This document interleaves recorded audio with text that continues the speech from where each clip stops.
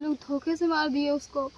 हम लोगों को पता भी नहीं था कि ये लोग ऐसा करेंगे। झगड़ा वगैरह कुछ भी नहीं हुआ था। क्या हुआ कि वो ब्रश कर रहा था, थोड़ा सा हम लोगों के साथ नोक-झोंक हुआ। मेरा उसका हमेशा होता रहता है। हम लोग बहुत अच्छे भाई बहन से ज़्यादा हम लोग दोस्त थे। वो हर बात मेरे से शेयर करता था, अच्छी बुरी चाहे जैसी हो।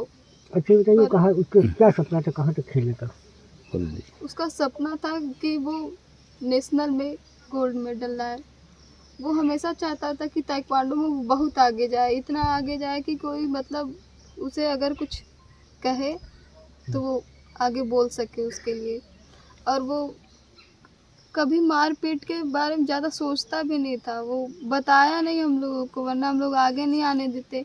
थोड़ा फादर भी मेरे अकेले थे और ये भी अकेला था, तो ज़मीन वगैरह हम लोगों की ज़्यादा थी। इधर वाली ज़मीन इतना, इधर बाउंड्री के उधर पार स्टे है सब, वो घास इधर छिल रहा था।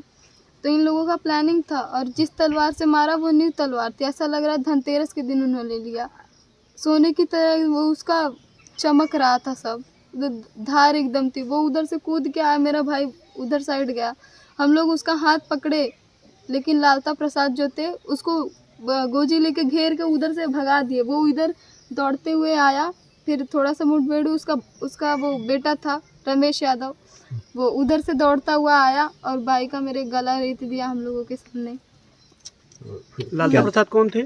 लालता प्रसाद यही जिनसे हम लोगों की जमीन का विवाद था। क्या नाम है आपका बेटा? आराधना यादव।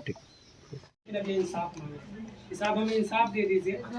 इसे जो घर है उसको कह रहे कि बुलडोजर से इसको ढा दिया जाए और जो भी आरोपी है उसको एनकाउंटर में ढेर कर दिया जाए। इस तरीके के परिवार की मांग है, गांव के लोग जो भी सब सारे लोगों की यही। उसका गेम उन देखने से क्या लगता था कि आप? जी सर, वो सर शुरू से ही बच्चा बहुत प्रतिभावान था। उसका सपना था कि मैं ओलंपिक तक जाऊं। वो अभी उसने नेशनल में सिल्वर मेडल जीता था और इंडो नेपाल इंटरनेशनल चैंपियनशिप था 2022 में चंदौली में, उसमें कांस्य पदक जीता था। अभी हाल में चंदौली में गया था, उसका स्टेट लेवल में सिलेक्शन नहीं हो पाया था, सिल्वर मेडल था। इसकी बहन का सिलेक्शन था, इसकी बहन का स्टेट में सिल्वर मेडल जीती थी, ब्रॉन्ज मेडल। आप ट्रेनर हैं, ट्रेनर से आपको प्रतिभा उसका पता ही होगा कि कहाँ तक पहुँच जा। जी सर, उसके अंदर प्रतिभा बहुत अच्छी थी, लेकिन वो पैसे से थोड़ा कमज़ोर सा घर में स्थिति नहीं थी उसकी। मैं सोचा था उसको बाहर अदर कंट्री में ट्रेनिंग के लिए भेजूँ तो अच्छा और अच्छा खेल सकता था, इंटरनेशनल खिलाड़ी बन सकता था। जी सर। कब मुलाकात हुई थी आपसे उसकी? जो अनुराग से पहली बार 2022 में हुआ था, उसके बाद जनवरी में। तो 2022 में उसने मेडल वगैरह जीता? जी 2022 में ही क्या ओपन नेशनल टूर्नामेंट था नोएडा में, मई मंथ में, उसमें उसका सिल्वर मेडल जीता था।